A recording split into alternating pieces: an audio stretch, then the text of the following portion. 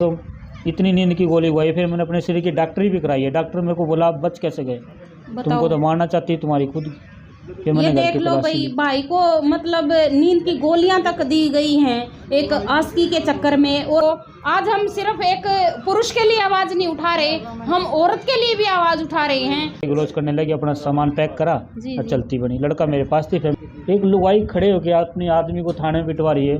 कुछ तो वजह होगी। जनवरी 17 जनवरी 18 जनवरी को वो मेरा लड़का लेके फुर।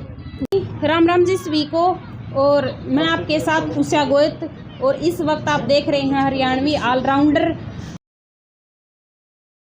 और भी कुछ बहुत सारी बातें हैं जो बताना चाहते हैं। क्या क्या भाई के साथ घटना हुई है? मेरे पास जी 3 बार मेरी वाइफ ने मेरा रिमांड करवाया थाने में खड़ी होके, बाकायदा देख के। अच्छा, मतलब क्या FIR क्या दर्ज करवाई उन्होंने? FI कराई है, मार रहा पीट रहा। मैं मेरे लड़के को कुत्ता काट गया था, बड़े वाले को, पागल अच्छा, कुत्ता। अच्छा। तो मैं दादरी करता हूँ तंदूर का काम। मैं दादरी से आया सुबह, जी। रात को ही आ गया था। सुबह 9 बजे बोली मेरी वाइफ चल खड़ा हो, उसका टिक्का लगा के ला। अच्छा। मैं चलो खड़ा हो गया। मैं नहाया, नहाने के बाद देख के तो कपड़े नहीं मिले मेरे को, एक भी, सारे के सारे मिल ले। अच्छा। मशीन भी ला रखी बकायदा, किस्तों पे ली थी कपड़े जी, धोने जी, वाली। जी, जी। मगर तू कपड़े के पैर के जाऊँ, बोलो ये तेरी औकात नहीं है।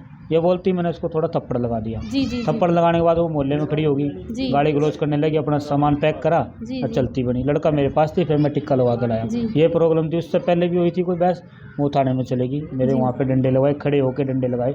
मैंने जनाब से कहा, मैं जनाब मेरी तो सुनो एक बारी, कोई तो कुछ तो सुनो। एक लुगाई खड़े होके अपने आदमी को थाने में पिटवा रही है, कुछ तो वजह होगी। जी, जी, ऐसी जी। बात नहीं है, मेरे तो को बेवड़ा आपने नहीं है। मतलब जब वो गई है घर से उस लड़के के साथ, तो आपने थाने के अंदर कोई FIR नहीं कटवाई उनके खिलाफ कि भाई मेरी पत्नी ऐसे ऐसे चली गई है? कोई इन्होंने प्लानिंग ऐसा रचा, मैं समझ ही नहीं पाया। वो तो मैंने अपने दम पे अकेला हांड के रात को 11 तक मैं ही सहारा हांडा। जहाँ वो रहता था ना, बंजारा, सुनील बंजारा, जी। आज से 6 साल 2016 में मील गेट के पास रहता था वो।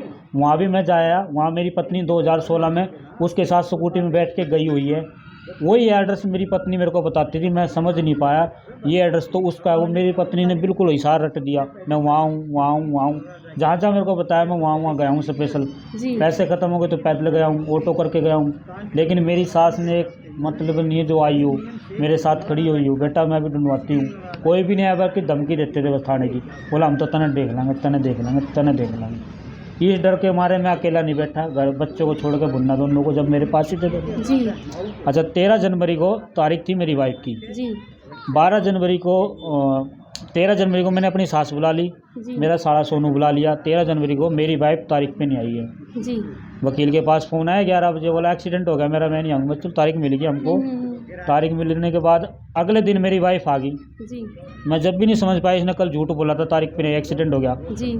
वो आ गई, हम ले आए उसको थाने में से। मेरी बहन भी थी, वो मेरी ताऊ की लड़की, मेरा ताऊ का लड़का था, मेरा दोस्त था। हम वहाँ थाने का के पैर पकड़े, मैंने थाने के बाहर खड़ी थी, मैंने पैर पकड़े, मैं कहा गलती होगी, अब दोबारा कोई गलती नहीं होगी। जहाँ तू कहेगी मैं वहाँ सामान रख लूँगा, पानीपत कहेगी पानीपत रहने लग दूँगा, जो तू कहेगी वो मैं छोड़ दूँगा। हम ऐसे कैसे करके घर ले आए। घर ले आने का मैं भी अपने बच्चे बुन्ना से बुला लिए, मगर चलो अब रह लेगी, कोई बात को नहीं, कहा सुनी किसकी नहीं होती है।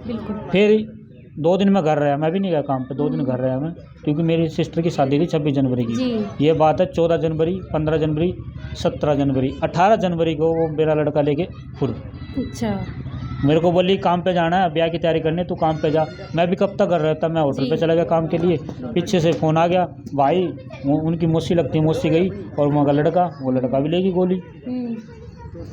18 जनवरी को मतलब वो चली गई घर से? चली गई जी। उसके बाद आपने 13 जनवरी को कोर्ट में उसने ये कहा था वकील को, मैं वहीं बैठा था, भाई मेरी पैर पे बाइक चली गई, एक्सीडेंट हो गया। बाकायदा फ़ोन भी नहीं ले गई थी, टच वाला, वो छोटा फ़ोन ले गई थी। शाम को ही यहाँ से जाते ही उन्हें मेरा स्टेटस देख लिया जी। बस अब कैसे ठीक होगा, जाते जाते फ़ोन सब प्लानिंग, एक एक चीज़ प्लानिंग हुई है। मेरे को तो इतनी नींद की गोली हुई, फिर मैंने अपने शरीर की डॉक्टरी भी कराई है। डॉक्टर मेरे को बोला आप बच कैसे गए, तुमको तो मारना चाहती है तुम्हारी खुद।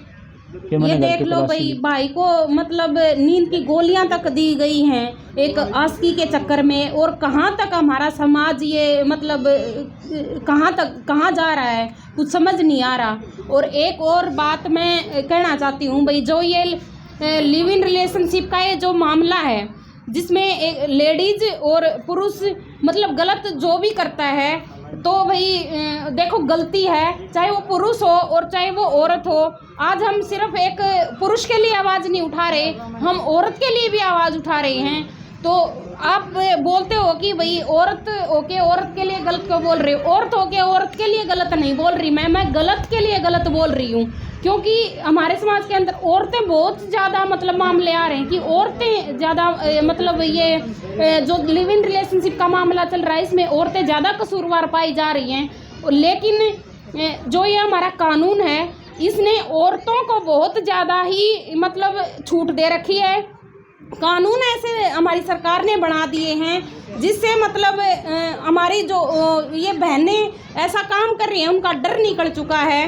यहाँ तक कि जब कोई भी आदमी शादी के बाद अगर दूसरे रिलेशनशिप में होता है तो औरत को इतनी तक छूट दे रखी है कि एक औरत कंप्लेंट दर्ज करवा सकती है थाने के अंदर मेंटली टॉर्चर का, जबकि ये हक पुरुष के पास नहीं है। अगर कोई महिला दूसरे रिलेशनशिप में है शादी के बाद तो पुरुष के पास ये अथॉरिटी नहीं है कि वो मेंटली टॉर्चर का कहीं थाने में जाके अपना रिपोर्ट करवाए, FIR दर्ज करवाए। जबकि मेरा मानना है कि जो ये मामला होता है शादी के बाद अगर आप दूसरे किसी रिलेशनशिप में जाते हैं उसकी वजह से सिर्फ एक औरत ही नहीं बल्कि पुरुष भी मेंटली टॉर्चर होता है। तो जो आपने ये अथॉरिटी एक महिला को दे रखी है कि अगर पुरुष किसी दूसरे रिलेशन में है शादी के बाद तो महिला थाने के अंदर ये कंप्लेंट दर्ज करवा सकती है। वो एक मेंटली टॉर्चर का उसको अथॉरिटी दे रखी है लेडीज़ को कि भाई वो एक कंप्लेंट अपनी दर्ज करवा सकती है क्योंकि एक महिला मेंटली टॉर्चर होती है। मेरा ये मानना है कि पुरुष भी मेंटली टॉर्चर होता है। खुद ये भाई बता रहा है कि मैं इतनी बार डिप्रेशन में गया हूँ। तो मेरा ये मानना है कि शायद मतलब पुरुष के पास भी अथॉरिटी होनी चाहिए कि एक महिला अगर दूसरे रिलेशनशिप में जाती है तो पुरुष भी अपनी कंप्लेंट थाने के अंदर दर्ज करवा सके।